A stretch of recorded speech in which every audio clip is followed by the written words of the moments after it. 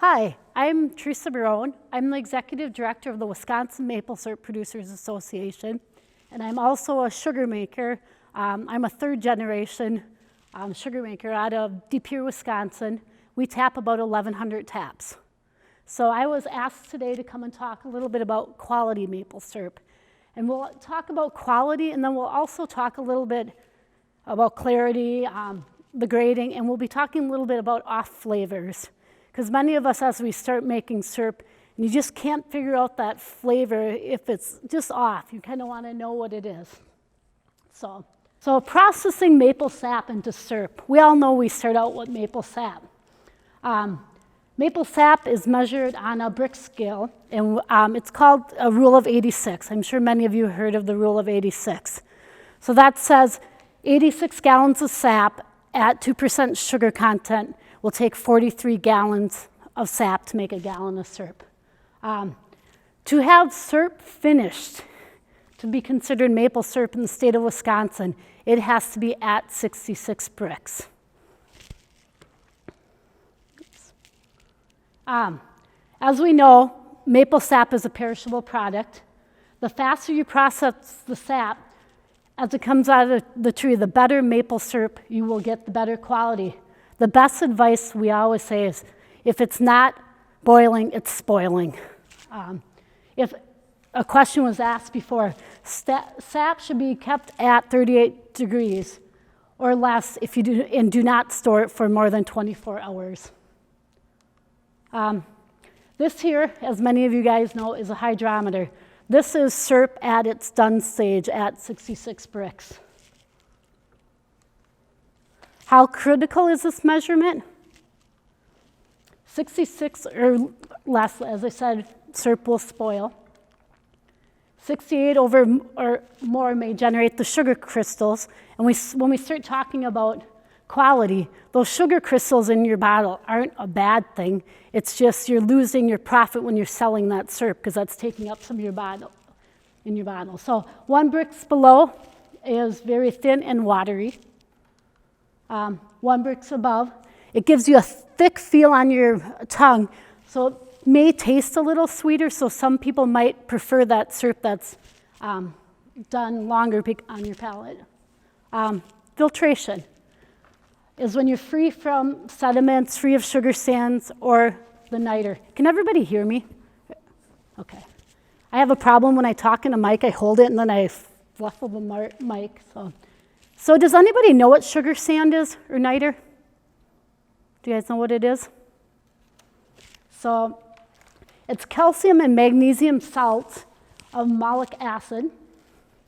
These salts form during the evaporation. And so when you notice in your jar, if it looks kind of cloudy, there's usually sugar sand in your jar. Anytime that the syrup is reheated, you can bring in those sugar sand back in. So after you filter, if you bring it up more than 200, you can naturally bring the sugar sands back into the bottle. How do you get sugar sand out of syrup?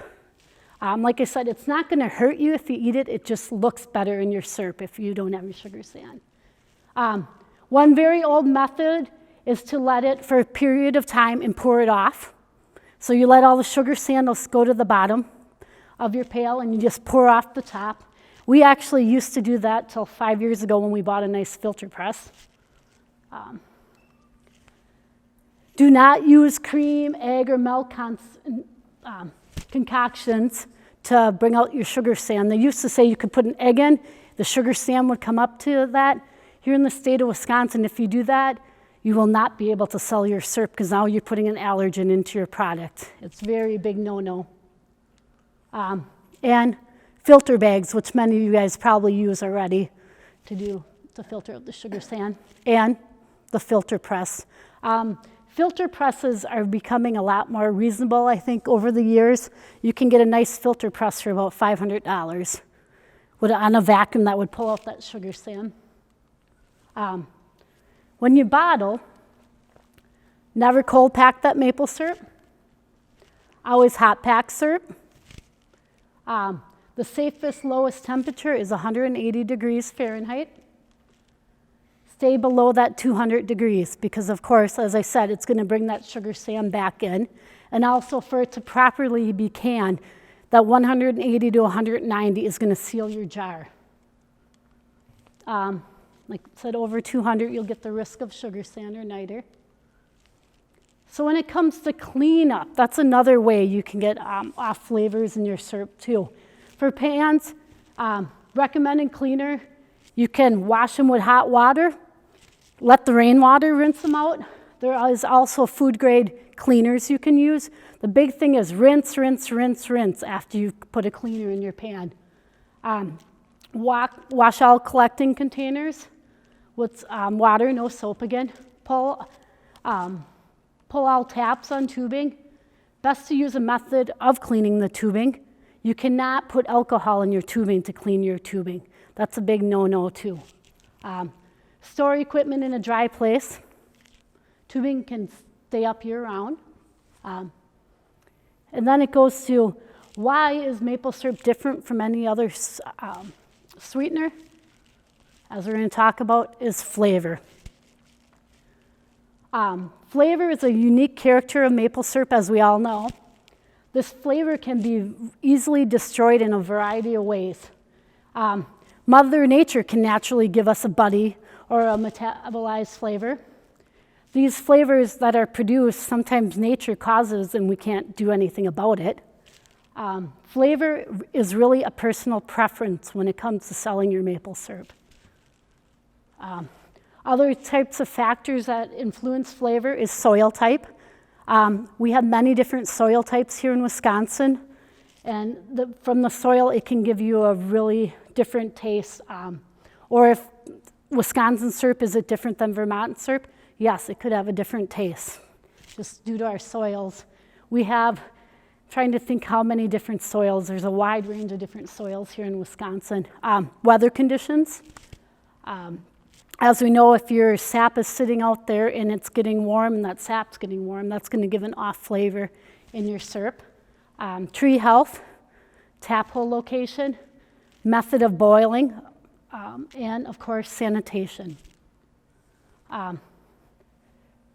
So the composition of maple sap. Sap measured in degrees of Brix or percent of solids. The primary compound in sap is the sugar, which, as we'll talk about, sap also contains amino acids, organic acids, compounds, hormones, minerals, and salts. And that mixing, that interaction of the sap boiling is what, again, the maple syrup flavor comes from. So, I don't know if anybody has seen one of these flavor charts. Sorry guys. This is our standard flavoring wheel. So you see it says plant, maple, confectionery, vanilla, milky, floral, fruity, spicy, foreign. These are all flavors that you can get into the taste of in your syrup. Then on the other side here, there's a map of maple, and it said where you get a toasted flavor, it'll taste like a baked apple, or it's just flavors that are on scent on it, or you can get a spicy flavor, and as we'll talk here, it'll be what that correlates to. And I have some of these maps out on the table. I don't think they're actually out there, but I'll put some out. Shouldn't say that. The majority of off flavors, there's many. You can get an off flavor from chlorine, burnt, Scorch, the defoamer. The defoamer you use can give an off flavor if you use too much defoamer. And when it comes to defoamer, you should not be using a butter as a defoamer. That's a big no-no too, again, because of the allergies. You should be using a food-grade defoamer. Earthy, fermented. You can get a food taste in your syrup if you're putting your syrup in as Joe said earlier, pickle jar. If you're putting in something you made spaghetti sauce in, that can take on the taste of your syrup. No matter how much you clean it, it can still take on that taste. Metallic, musty, moldy. Usually you get your musty or moldy, we'll talk about, from not having clean filters when you strain your syrup. Smokey, detergents, plastic, metabolism, niter, chemical, buddy, Again, the filters, fuels, you can get the taste of that in, and sour sap. The majority of flavors is caused because of poor production practice. How the sap was stored and collected, how the sap was processed, how fast sap is processed into syrup, how the syrup is filtered, and how the syrup is stored. If you're storing it and it's not still sealed good and you're storing it in a musty area, it can take on that musty taste in there if it's not sealed. Taste is not equal to flavor. Flavor is a mix of sensory data. Taste is just one of the senses that contributes to flavor. There are 5 to 6 tastes: sweet, sour, salty, bitter, savory, and detected by taste buds. Other tastes we get: fatty, alkaline, metallic, and water-like taste. Our taste buds, we are born with 10,000 taste receptors. When you get older, you have about half. Many of you might know women tend to have better are better tasters than men. So usually a woman tasting your syrup usually can bring out a flavor more than a man can, just because of their taste buds. And of course we know that if you have sinus issues, allergies, smoking, or drinking, your taste buds might not be as good when you're tasting your syrup. So as I said, the sensory system has 1,000 different flavors or combinations of taste. According to 2017 Food and Health Survey, 86% of Americans confirm taste as a top driver of their purchases. So you think about this. You want to make sure you have the best tasting maple syrup because that's going to get your consumer to buy that syrup. Individuals vary in the ability to discern taste flavors depending on their sensory system. Then, training your palate. Taste a variety of syrups often. That's one of the biggest things I can recommend. We are genetically programmed to like sweets because they provide quick energy. Concentrate, discuss the range of flavors that you taste with other people. Practice when you taste different stuff. And judge a contest of other people's syrup. Or go to a tasting contest. That is a great way to taste syrups.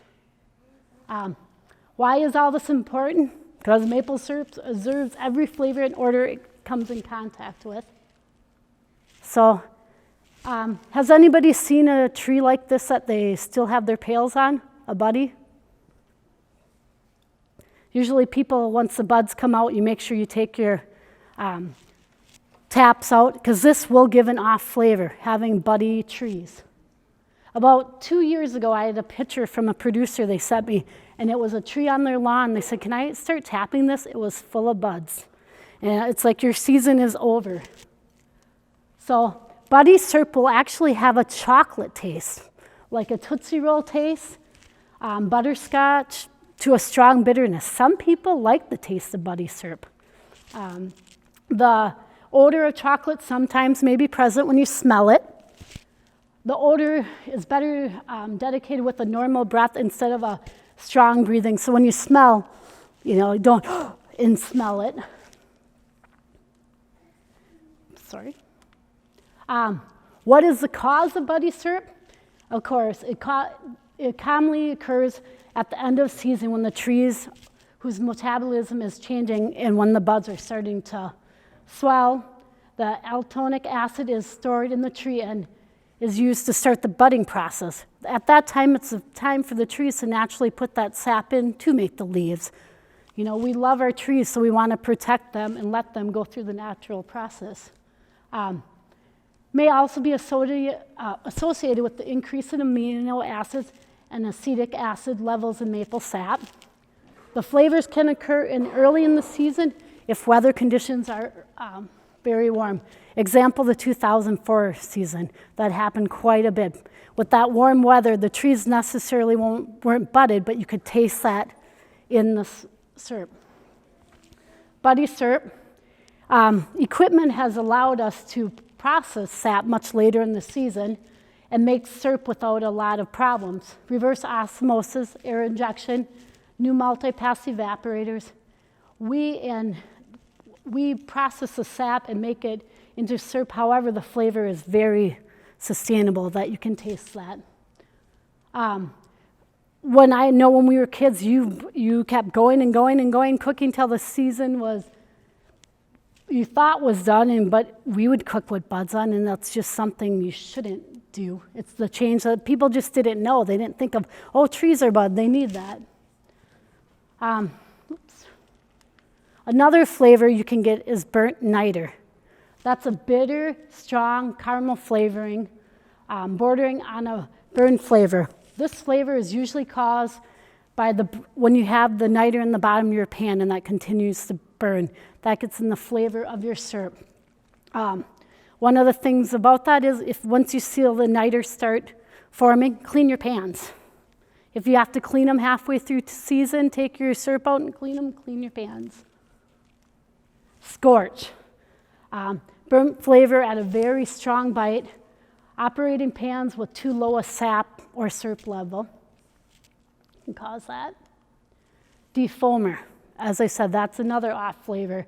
It actually will taste waxy or oily or a greasy flavor. On evaporators, when you have a defoamer that naturally puts the defoamer in, you still have to watch that it's not putting too much in your stuff. Use as little defoamer as possible. And again, use an approved maple defoamer. Food grade one, they're very cheap. This bottle here is about $5. Earthy, this is another flavor. This will be an earth or rotten wood flavor. Tapping too close to the old tap holes causing this, or tapping into dark spots of the tree. Fermented. This is often a sweet taste, fruity flavor. So if you're like, oh, I can taste, not like the mango before, you'll just get like a tangerine taste. That is usually when it's fermented. Conversion of the sugars in the sap and the syrup to alcohol by microorganisms, primary yeast causes. Metabolism. Metabolism was actually a big problem here in Wisconsin last year, just because how the weather was. Maple trees respond to various conditions and stress in their environment by triggering different physiological activity within the tree. Warmer air temperatures affect the tree cells and tissue metabolism, which in turn influences sap's biochemistry.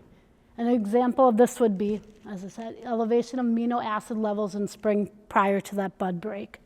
So last year this happened, and some people had it halfway through season.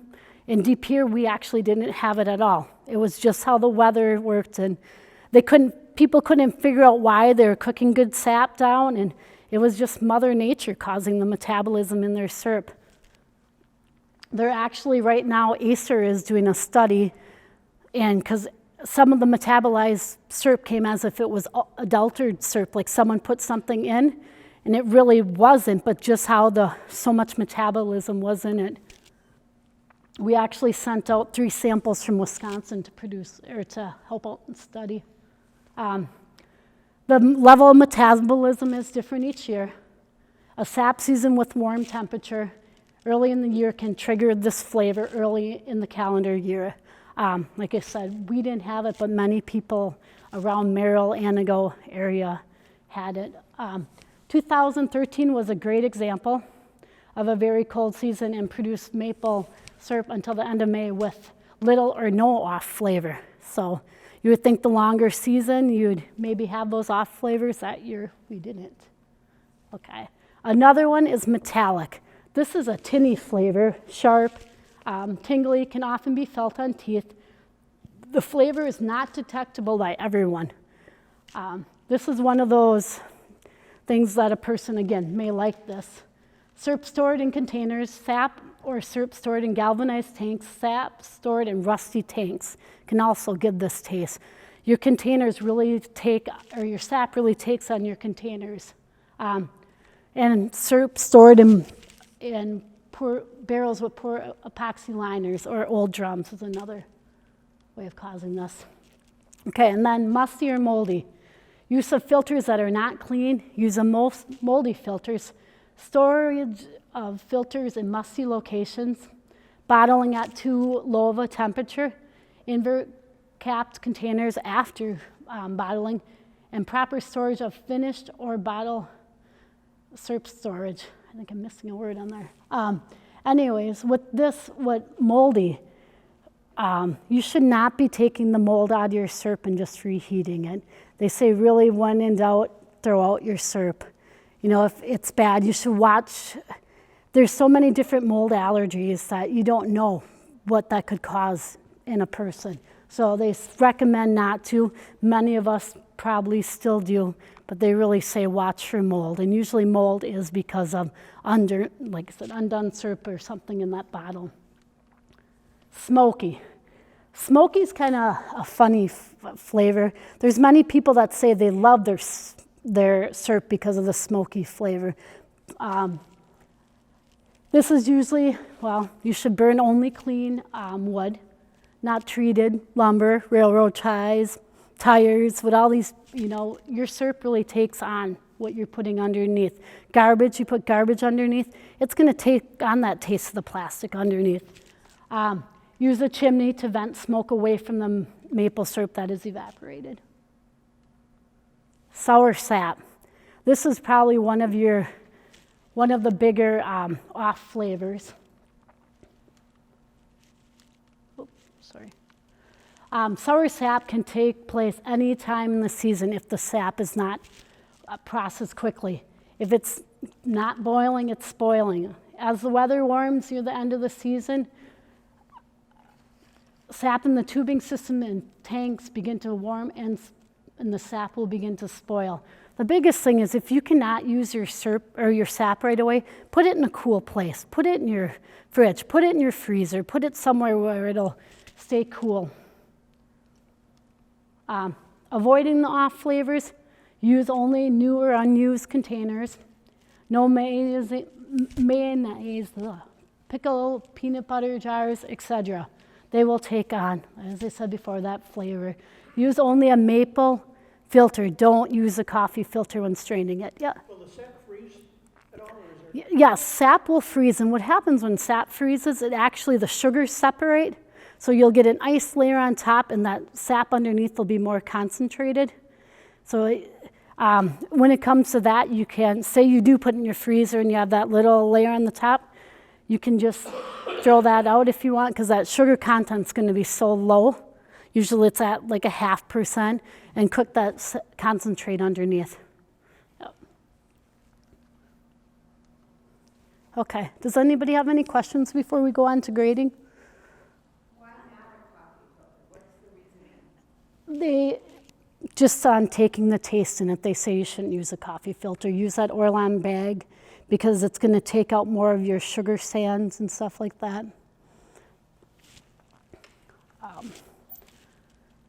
Anybody else have anything? Yep. What is the shelf life of bottled syrup? So as long as it's sealed, canned and sealed properly, it's indefinitely.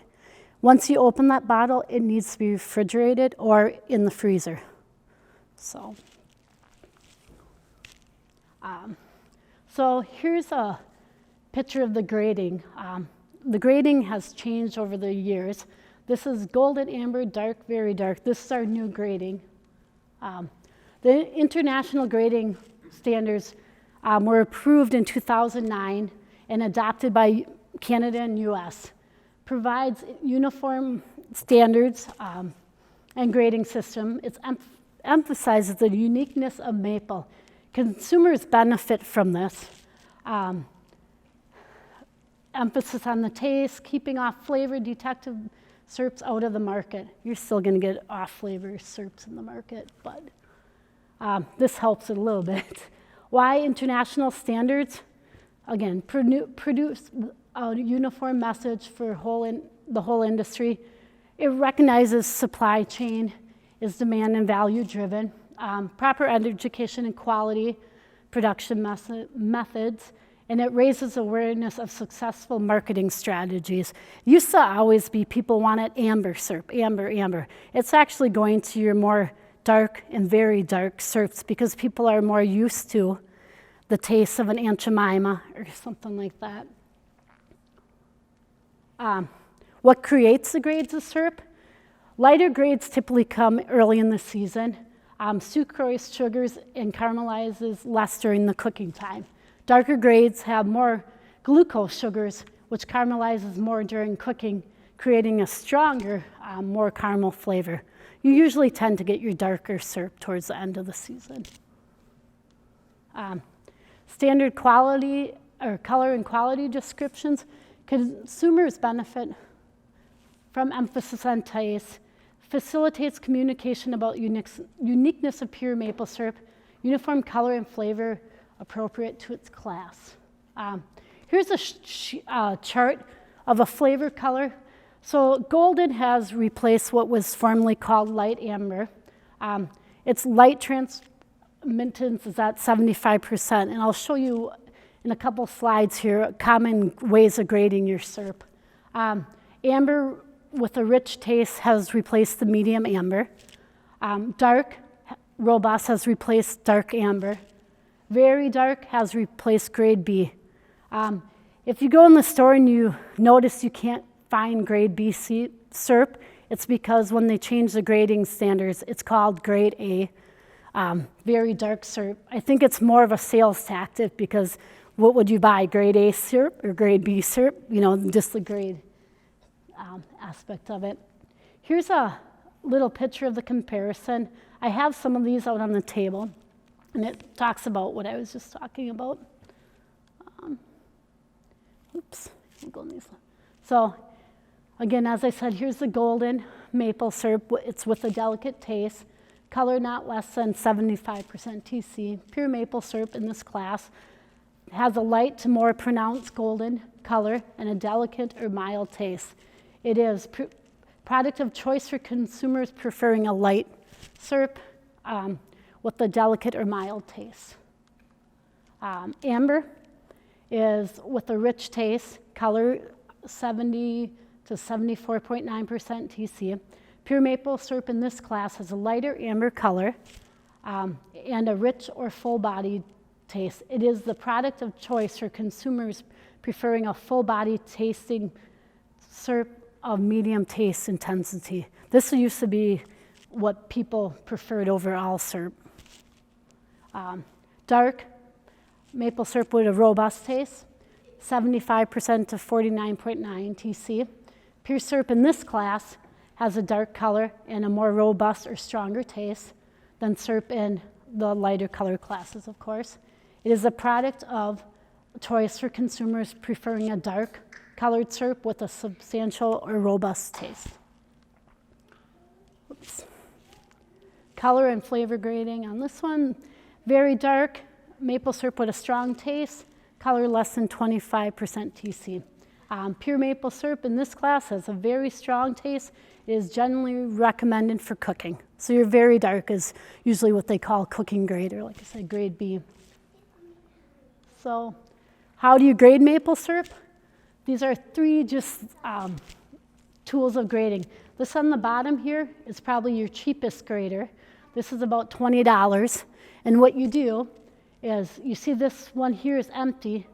You will put your syrup in there and then you match it to these other colors. You always, when you grade your syrup, you want to say it looks a little darker than a grade, you always want to go up that grade. So if it's a little darker than golden, you're going to want to consider it graded as amber. You always want to be above on it. This here is a Hannah grader, and those run about $60. That's a really nice grader. There's a vial, you put your syrup in your vial, you put it in there, and it tells you what TLC is on it, and you flip it over, and on the back it says if it's medium, amber, golden, very darker. And then this one on the side here, this is called a Lovabond. And it's like an old viewfinder that many of us had when we were kids. You slip it in and you click it, and those are very expensive. Those are about $400. So let's see. Does a grading kit expire or get old? The temporary grading kit you should replace every few years. That's actually not syrup in that vials. It's a color mixture made to look like the color of syrup. They will, from sunlight, the colors will change over time. Do I have to grade my syrup in the state of Wisconsin? You are not required to grade it. You should grade it because it gives the consumer uniform so they know what they're buying. Many other states you do have to grade it. And if you're not going to grade it, you should be putting ungraded on your bottle. I guess support the industry. Industry pays the price when consumers buy bad tasting syrup and turn to cheap substitutes. These lapsed users are very costly because the money spent to recruit them is lost. Many people, again, if they buy a bad product, they provide bad word on social media. The critical for brand building, growing existing sales, and acquiring and retaining consumers. And the customer knows or at least think they know what kind of syrup they want. Give them samples of other products. Some customer, they might always think, I always wanted amber. They try your dark or your delicate. Oh, now I want all three. The different tastes they can taste in them. Good products really help support the maple industry. And here's my little plug for the Wisconsin Maple Syrup Producers Association. One thing you say, education, education, education. It seems that any education we know, that's why we're all here today, helps us make better syrup, be better syrup producers. You can go to www.wismaple.org. There's all kinds of information. Some of the stuff I talked about today, all the different changes in our state legislation that Darren will be talking about later in our rules and stuff.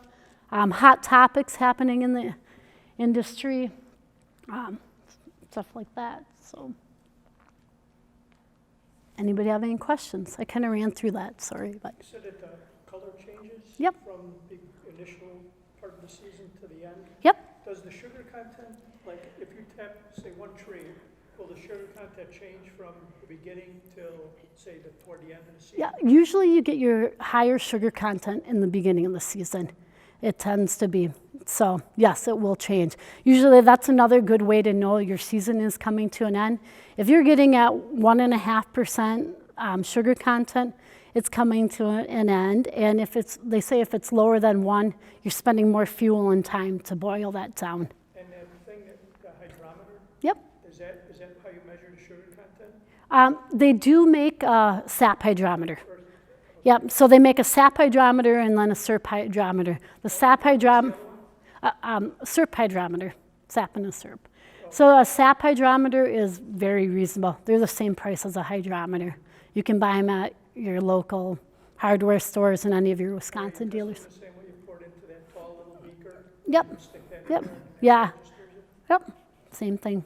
And you're putting, of course, you're doing that sap when it's cold, usually, when you bring it into your sugar house. Any other questions? For bottling, Yep, it said between 180 and 190? yep. So you're basically bottling it right after it comes off of the, after it comes out of the pan? When all the water's boiled off? You probably want to filter it first. Okay, so Send you your, take that, you filter it, and then you put it right into yeah, as long as it's at that temperature. If it gets lower than that temperature, you should reheat that syrup back up. But don't reheat it back up to past 200 because that sugar sand will come back into your syrup and you And all you have to do is just cap it once, right? cap it and lay it down, flip it back up. Yep. But if you're using a canning jar, you don't flip that down because you'll get leakage in that. Yeah, you want to coat the top of that bottle when you flip it down. Any other questions? Yes. When you use a canning jar, you're saying you just leave it standing up? Mm-hmm. Yep. And again, don't use a canning jar that you made your tomato sauce in or you made your pickles in. You'll have, unless you like the taste of the syrup that way. Yeah. So with the canning jar, I would not put a canning jar on its side, no. Not with the lid that you twist on top. If it's a lid that is a full lid, not with the, what do I want to call it, the cap on, what's that? Not with the ring? Yeah, not with the ring, that's what I want to say. The other ones you can lay down without the ring, but when it has that ring, you do not lay those down. The ones with the safety pop button, you can buy jars like that, those you lay down, do the same thing as if you're doing the bottles. Bottles are cheap, when it comes to, it's getting to the point that I think a normal bottle at a dealer is almost to the same price as a canning jar. And it's nicer to pour at them. And then you have your nice safety seal for your consumer when they open it, so. Any other questions? No? Okay. Why do you put the bottle upside down? Because there's a seal in that cap, so it's actually coating that seal, and it's also taking care of that airspace there. So it's putting in there, so you're not getting your water molecules in there, whatever you want to say, so it don't change the density of your syrup also. So, yep. I know this is considered. Are you seeing more organic growers? Actually, I think the organic market actually has come down. A lot more people are not going into the organic, from what I see when it comes to maple syrup. Reason being, the licensing is about $1,000 a year for organic, and there's so many different hoops and valleys they have to go through with that license. They have to use a different defoamer. They have to different cleaning practices. And right now, it seems organic syrup and the regular syrup are kind of coming to an equilibrium on price. It seems to be. Yep. Okay, I don't understand this. What's organic maple syrup versus regular maple syrup? Is it the same trade? Okay. Is it all organic? To be considered organic maple syrup, you have to go through those fine lines of the defoamers. You have to use a special sapphire oil defoamer, and you have to do different cleaning practices. That's the difference. And you also have to certify that you grow your trees under some Yes, and fuel. you also cannot have, one major thing I forgot about organic, I think it's 50 feet they can't spray by your woods. If you're licensed organic, there can't be any chemicals or pesticides or anything sprayed in the field. So it actually, people to be labeled organic, it takes a lot to get labeled organic.